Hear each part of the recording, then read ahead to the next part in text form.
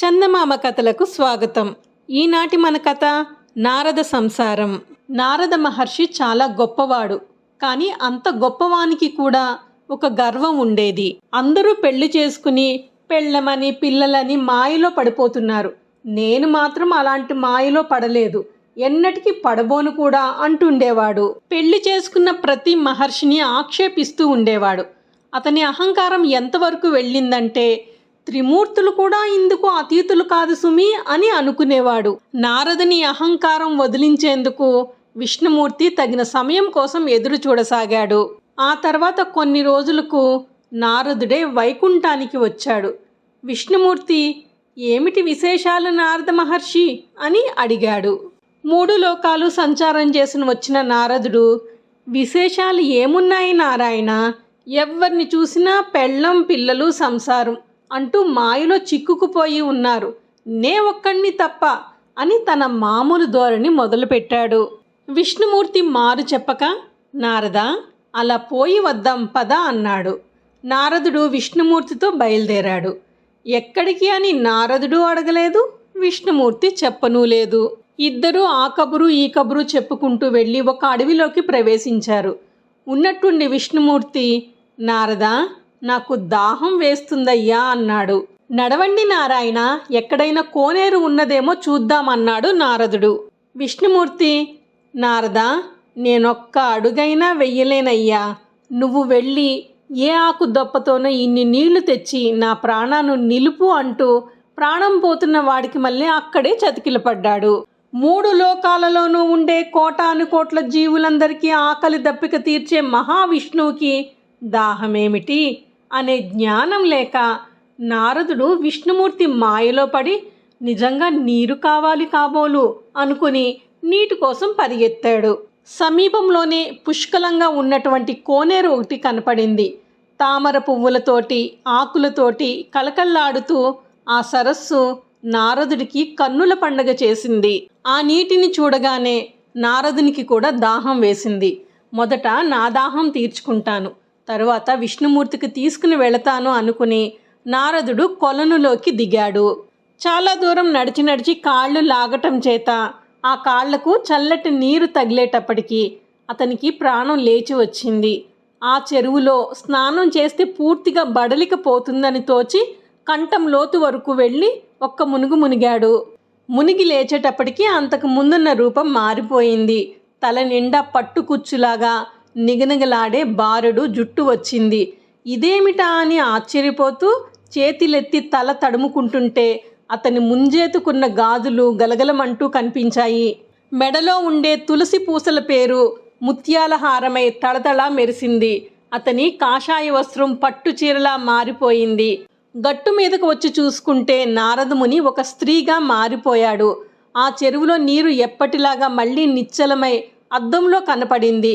ఆ స్త్రీకి తన ప్రతిబింబం నీటిలో కనబడి, అబ్బో నేను ఎంత అందంగా ఉన్నాను అనిపించింది.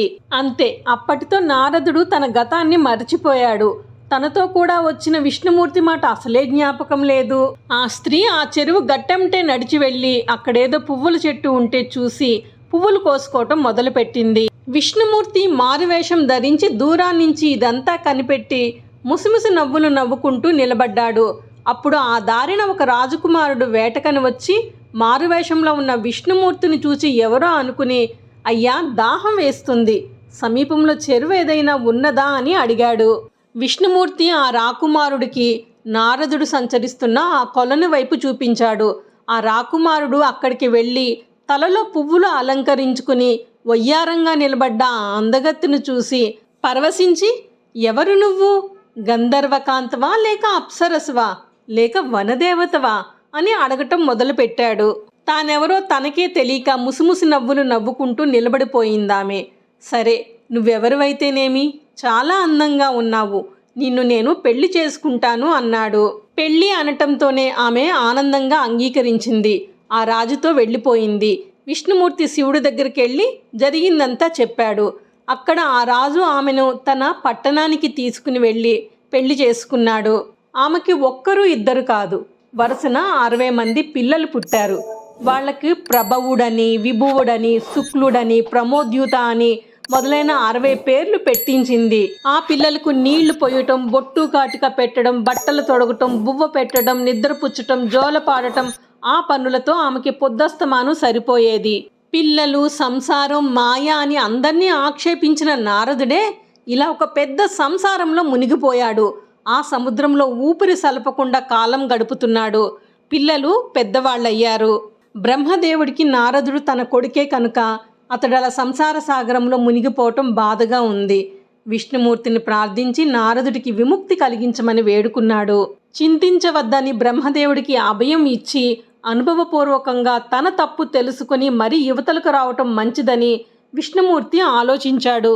ఆలోచించి ఏం చేశాడంటే, నారదుడు స్త్రీగా ఉన్న ఆ రాజ్యానికి ఒక శత్రురాజు సైన్యంతో దండెత్తి వెళ్ళేటట్టు చేశాడు. ఆ రాజుకి ఈ రాజుకి పెద్ద యుద్ధమే జరిగింది. ఆ యుద్ధంలో నారదుడు స్త్రీగా మారి పెండ్లి చేసుకున్న రాజు, ఆ రాజు వల్ల ఆమెకు కలిగిన 60 మంది కొడుకులు ఒక్కరైనా మిగలకుండా చనిపోయారు. భర్త, పిల్లలు యుద్ధంలో చనిపోయారని తెలిసేటప్పటికి స్త్రీ రూపంలో ఉన్న నారదుడికి దుఃఖం ఆగలేదు.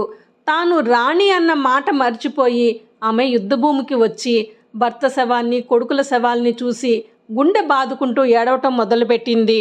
సంసారం, పిల్లలు ఇదంతా మాయా అన్న నారదుడేనా ఇలా ఏడ్చేది అని విష్ణుమూర్తికే ఆశ్చర్యం వేసింది.